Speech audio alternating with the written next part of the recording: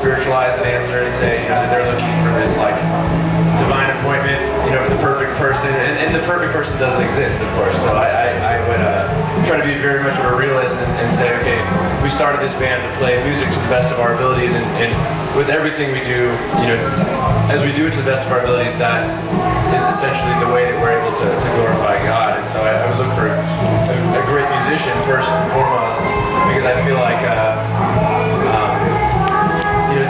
just having somebody in the band because they're your best friend isn't necessarily the best way to pursue excellence. And then from there, of course, it'd have to be somebody that agreed with what we believe in. Because this band has always, ever since we first started, all my lyrics have always been very, very based in my personal life, which me being a Christian, it's been very uniform for the band, to take that stance. And so that would, I guess, naturally fall in line. And then since we tour so much, this last year, for instance, I think we were out on tour over, if you were to take, what is it, September almost?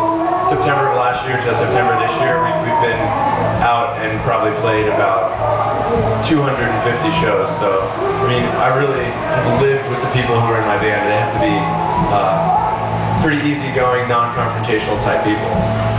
Wow. What's it like being on the road? I mean, you guys travel on the bus and, everybody's in close quarters like that. What's a typical day consist of, and how do you get that personal time, that quiet time, that time alone that you need to sort of keep things together? Well, surprisingly, even though usually we tour, we bring some friends and crew members and stuff, and there's about anywhere between 9 or 11 people that are on our bus while we tour. And even though that sounds crazy, like everybody's just stacked up in these bunks, there's actually a lot of quiet time, especially for me, because I have a hard time falling asleep after we're done playing. Just all the excitement from the show and everything. I don't go to sleep till like 6 in the morning, so everybody else goes to bed at 1 or 2, and I stay awake till 6, and I have plenty of time to read. And that's having time alone is really never an issue. I think it's the real challenge is.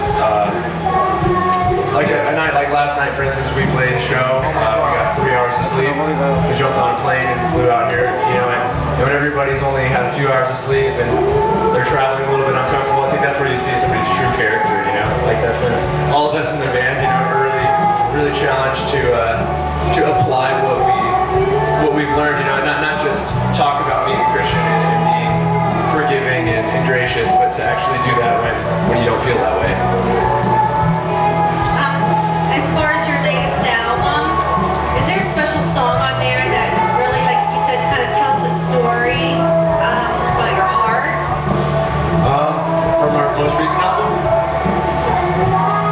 Well, there's a song that doesn't necessarily maybe sound very much like an emotional, heartfelt song, but there's a song we have called Within Destruction, and that's really about what I believe about humans, and I think is really core to the Christian worldview is that if you were to take really what's in our hearts, it's very dark, it's very it's very black, it's very empty, and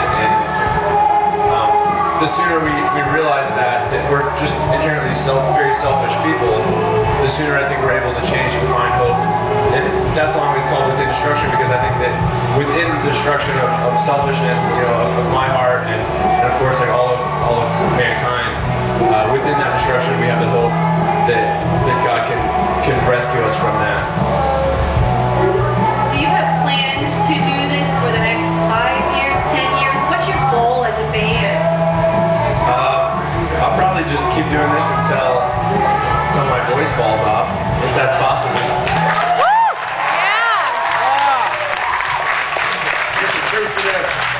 You look at a lot of the bands, I remember growing up, I was raised, I'm from the Baltimore, Washington area, so I was pretty much more of a jazz and a fusion type player. But you look at all the guys, when I was growing up, now you see the TV shows, you see all these old guys on stage. You look at the Rolling Stones, you see old Mick Jagger and all those guys are getting it. I guess, hey, we'll be doing it until we draw the last breath, right? Yeah. That's great. Out of all the songs you've written, Cindy said off your latest album, out of all the songs you've written, what's the one you're probably most passionate about that really stands out above all the others that you've written? For me, lyrically, I mean, with that question, I immediately, because I'm a singer, you know, turn it to the song that means the most to me lyrically, and that's the song we have called "Behind Me Lies Another Fallen Soldier," and that song,